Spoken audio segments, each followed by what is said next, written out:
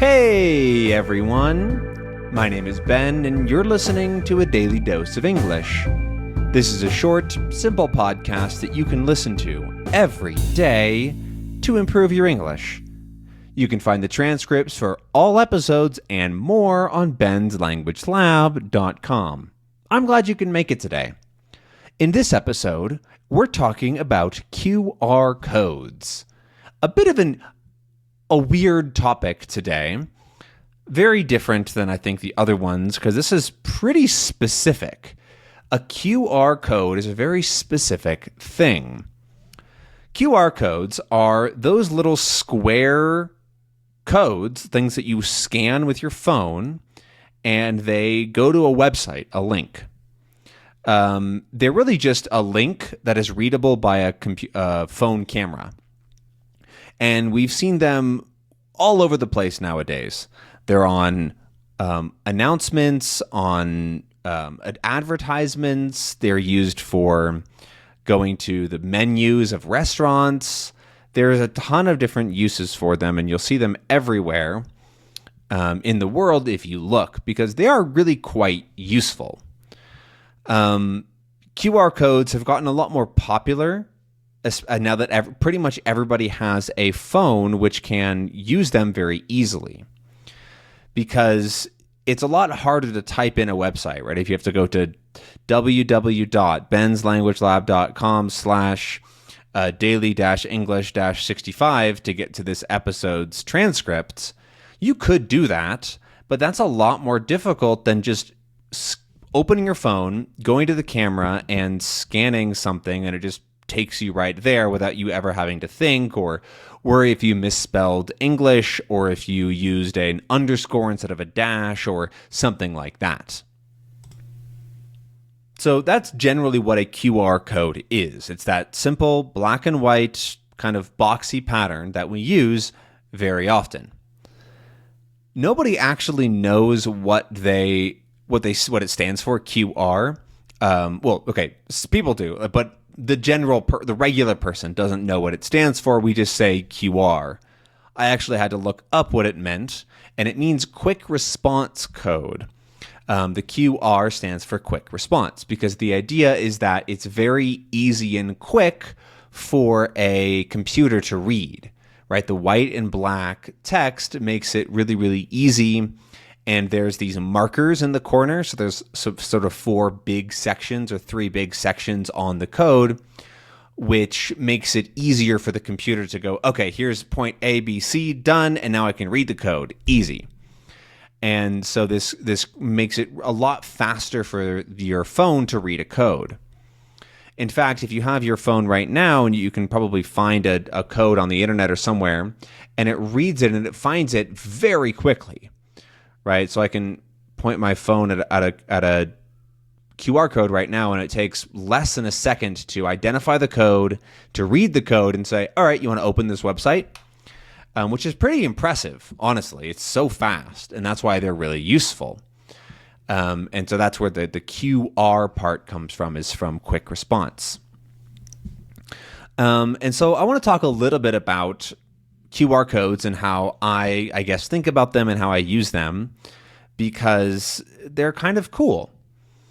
In 2024, so as I'm recording this, they've become pretty common.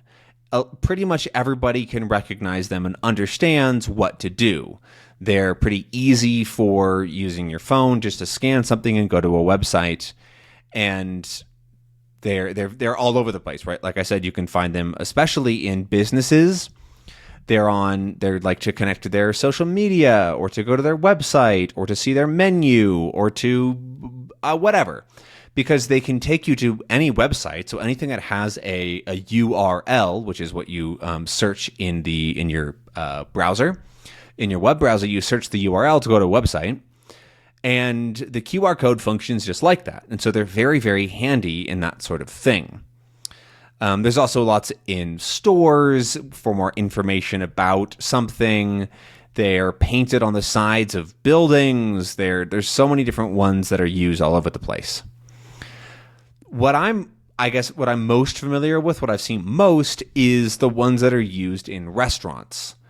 I feel like I see QR codes all the time in restaurants because, especially during COVID, they got a lot more popular because people didn't want to have gross restaurant menus, rather. Menus are the thing that you look at to order what you're going to order. Like, you have to know what you want to order for food at a restaurant, and so a menu has all the lists of the things you can choose from. And so a digital menu, so a menu that's only online, is very handy if for some reason you don't want to have physical menus. And so scanning a QR code becomes really, really easy and popular. They also can be pretty annoying, right? If you go to a restaurant and you don't have cell phone service, or there's no free Wi-Fi, or something's happening, or if the restaurant messes up, it can be a pretty big annoyance, a big problem, which is, I guess, only really a problem if it's like, if you're somewhere. It's not really a problem, is what I'm trying to say. We often call those first world problems in English. A first world problem is something that, as a human, it's really not a problem. If you can't see a menu and your phone's not working, that's not really a problem in terms of survival, but it's annoying. And so it's still a problem. It's just a problem that you only have if you have all of your other needs met. You have a home, and you have water, and you have food, and all these things. Like, then you can start to complain about whatever else. And so that's why we might say a first world problem. Something that really arguably isn't actually a problem for human survival, but you're annoyed by it. So, for example, your phone not working is a first world problem. And so I do still prefer to have some sort of physical menu if I can, just because it's faster and easier. But I do admit that QR codes are probably the next best option, as long as they work. Because I've definitely seen a lot of restaurants that just have broken codes that just don't go to the right place. Which reminds me of another use of QR codes, which is to put on things like business cards. I have some business cards that say like my position and have the company information on it. And on the back, there's a little QR code that you can scan and go to the website of the company. I can speak English. And so that's really useful. They're great to put on things that are going to be printed out and given out to people, that sort of thing. And so they're really handy for that. However, because it is text, essentially, you can't update a QR code once it's already printed out. And so a good trick that you can do if you want to make your own QR codes for whatever reason is to use what's called a short link. A short link is a URL, so a link that you might send to somebody to click on to go to a website, which you can actually change where it goes. So, for example, we use short links all the time at Refold, the company that I work for. And so we have every short link starts with refold.link/ and then we put something there. So if you go to refold.link/ Spanish, for example, it'll show you a ton of Spanish resources for learning Spanish. And that's called a short link, because we actually can go into the back end of the code and say, hey, whenever somebody types in refold.link/ Spanish, actually go to this website. And then we can change that in the future. So it's really, really handy. I'll probably set up short links at some point for my website. I don't have them yet. But they can be really useful if you want to change something in the future, but not necessarily change what it is for other people. Because it can be annoying to be like, oh, actually, you have to go to this website now. It's different. Instead, it would just change and nobody would notice. And so that's what's useful for short links. And I wish that websites or restaurants would do that in order to always have their menu up to date and work functionally. So, small annoyance. The last thing I'll say on QR codes is that they're kind of fun to use as just a regular person. You can make them for free. Just look up like QR code generator on the internet, and you can print them out and you can put them places.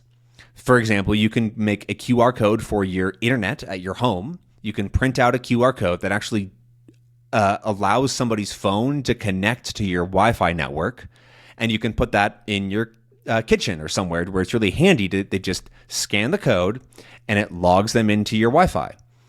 Or you can do the same for sending them to a form or a spreadsheet or your blog, right? There's so many different ways that you can use URLs as a regular person. You can even do them as like shortcuts to go to a website that you want to go to that you often use.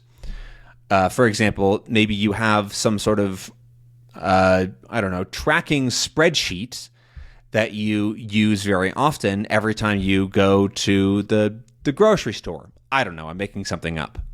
And so you put this QR code right next to your door so that every time you go to the grocery store, you scan it on your way out, and then you just have it on your phone without having to type anything out. Stuff like that can be a small project that actually helps your life in some meaningful way. Although I will admit that typically it's not that useful. There's some pretty small niche uses. But if you, for example, ever give a class or a lecture or make a website, it can be really, really helpful. But anyways, okay. I think I'm going to leave it there for today about QR codes. I hope that you enjoyed this kind of weird episode and maybe learned a word or two here and there. And I'll see you again tomorrow for a brand new episode. Have a good one. Bye.